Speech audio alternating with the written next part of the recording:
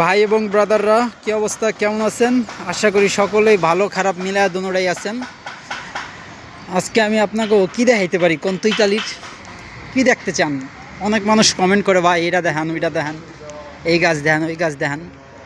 যখন আমরা দেশে আসছিলাম বাংলাদেশে, ইতালিতে আসার জন্য ওরে বাবারে বাবা, ইতালির একটা ভিডিও মিস করতাম না, ইতালি কেমন না কেমন। এখন আইসা পড়ছি, এখন আর অত ভাল লাগতেছে না, এখন মোটামুটি চলতেছে আর কি। হ্যাঁ, মোটামুটি চলতেছে।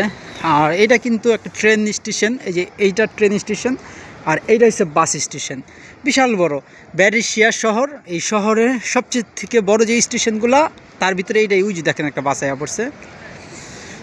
এদিকে মানুষের ঘোর চারটা থাকে, এখানে ভালো মানুষ খারাপ মানুষ, আঞ্জাখোর গাঞ্জাখোর ভালো সব মিলে।